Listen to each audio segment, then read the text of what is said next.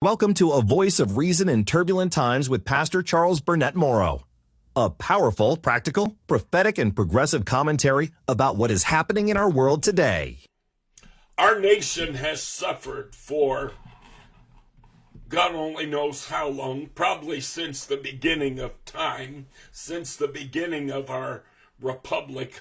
Our nation has suffered from a very poorly educated populace when it comes to matters of government and politics.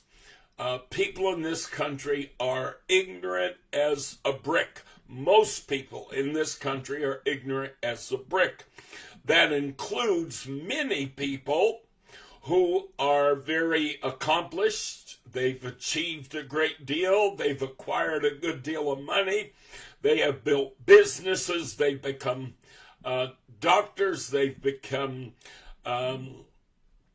entrepreneurs.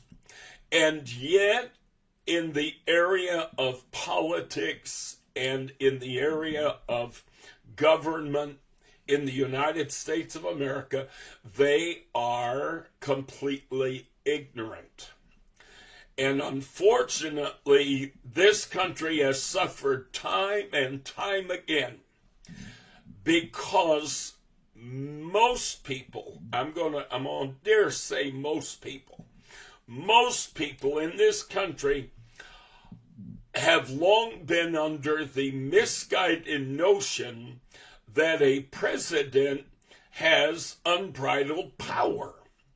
You know, we have movies like Dave where I can't think of the actor's name off the top of my head, but he is able to become president and he just all of a sudden starts changing things and doing things, boy, because he wants to help people and he wants to do the right thing, and he just starts doing all these things.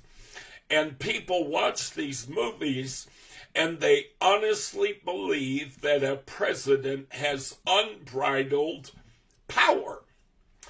And when the actual government that has been given to us by our founding fathers functions as it ought to,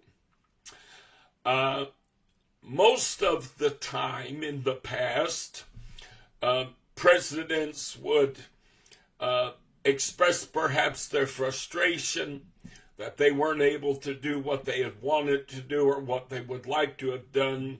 However, it was impeded either by Congress or it was impeded by the Supreme Court, the other branches of government, which are there to provide checks and balances so that no one branch of government holds the full reins of power. That's how our government was designed. But sadly, most people in America have no idea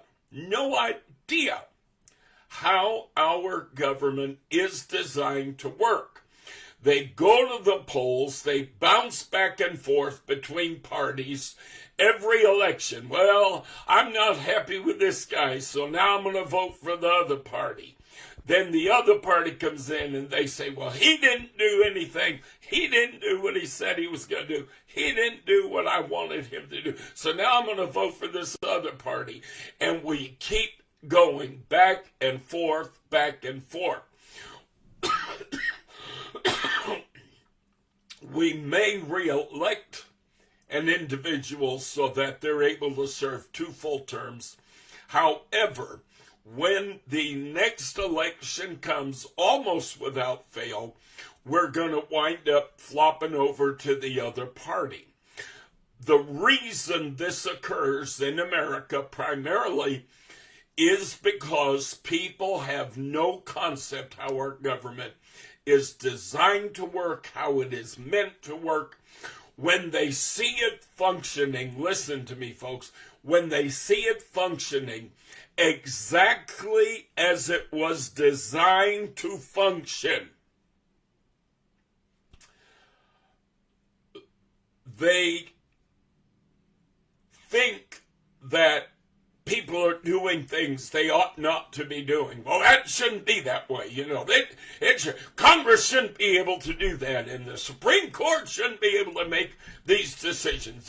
And you can't legislate in the Supreme Court. The Supreme Court doesn't legislate. Therefore, their ruling shouldn't be. Well, that's idiotic. If the ruling of the Supreme Court is not to be federally enforced and applied, then what on earth do we have a Supreme Court for? So anyway, we have people in this country that do not understand, they do not get how our government is designed to work. And secondly, and listen carefully to this point, they certainly do not understand the wisdom in our founding fathers designing our republic in the manner that it was designed. They don't understand the absolute wisdom that was used by our founding fathers in drafting the Constitution of the United States. When you are so removed in history, when you're so removed from being under a king, for instance, people in this country going back 200 years have not been under a king. They've never sat under a king. Up until, maybe the first 40 or 50 years or so, many of the citizens, as well as many of the politicians in this country, had at one time been under the King of England. Perhaps they had been under the monarchy in France or Spain. So there were many people who were familiar with monarchy. They were familiar with a church-state hybrid, and they were familiar with the head of state also being the head of the church in their country. However, once we got past the mid-1800s, by the time we got close to the Civil War era, I think most people at that point were of a generation that they had not sat under a monarchy. They had not sat under a king. And I think that in part is what caused the erosion to begin concerning our appreciation of the wisdom that was built into our Constitution. Government does not work quickly in a constitutional republic like ours. It requires that popular opinion be swayed, which is important. The way that our government is designed, the idea is that the leadership, be it Congress or be it the Senate or be it the president, that our leadership communicate fully and carefully and completely to the public that which they desire to do, and the public get behind them. If the public gets behind them in their vision, in their goal, then we are supposed to participate in the process. We participate in the process. In the modern era, we participate by sending an email to our representative or sending an email to our senator, or sending an email to the White House for that matter, or writing a letter or making a phone call. This is how the people are able to participate in the process. Many people, of course, don't like many of the things that were done by Ronald Reagan, and I cannot say as I disagree. although at the time I was in fact a Reagan Republican. But in retrospect, I've come to understand a lot of things I really didn't see at that time. Many people find fault with Ronald Reagan, but there was one skill that Ronald Reagan had that very few presidents throughout history, except maybe Franklin Delano Roosevelt, many presidents lacked, and that was the ability to communicate. When Ronald Reagan was trying to do something, and he was trying to get something through the Senate or through the House, he would make phone calls. He would call the senators. He would call the congressmen. He would talk to them personally. He would communicate with them personally. He would try to persuade them to get behind what he was trying to do.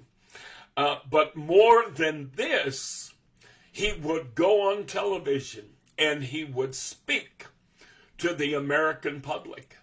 And he would articulate what he was trying to do and why he was trying to do it. And he would encourage people, get on the phone, call your senator, call your congressman.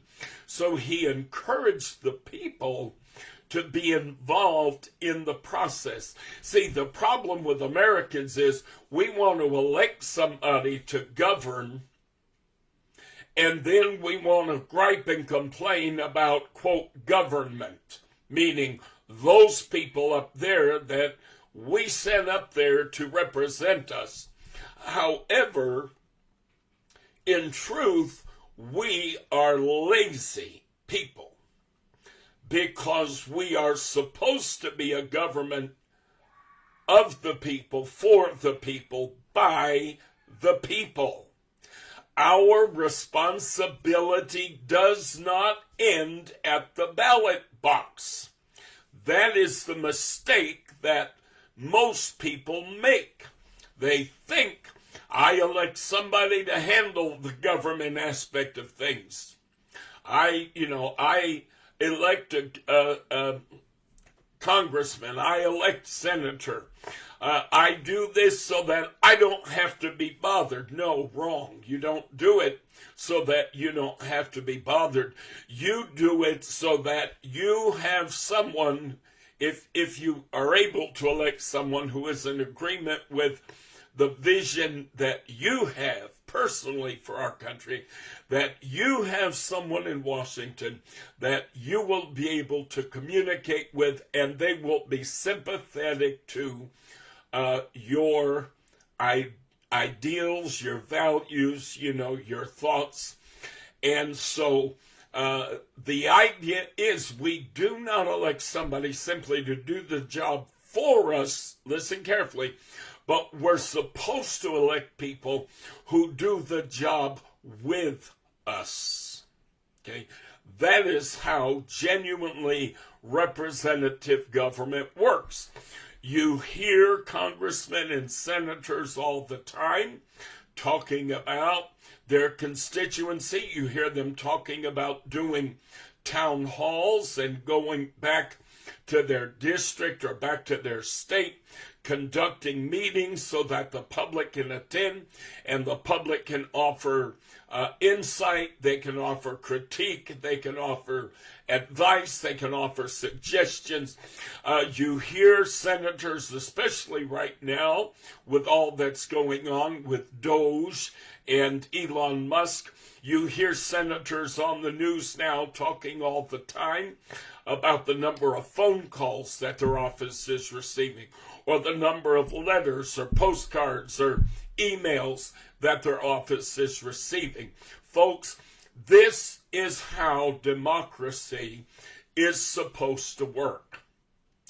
After the Constitution had been agreed upon, and it was ready then to be presented to the states for ratification, someone asked Ben Franklin, "So, Mr. Franklin, what form of government have you all decided upon?"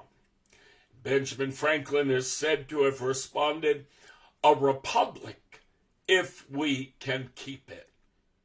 A voice of reason in turbulent times with Pastor Charles Burnett-Morrow, speaking truth at a time when truth is in short supply.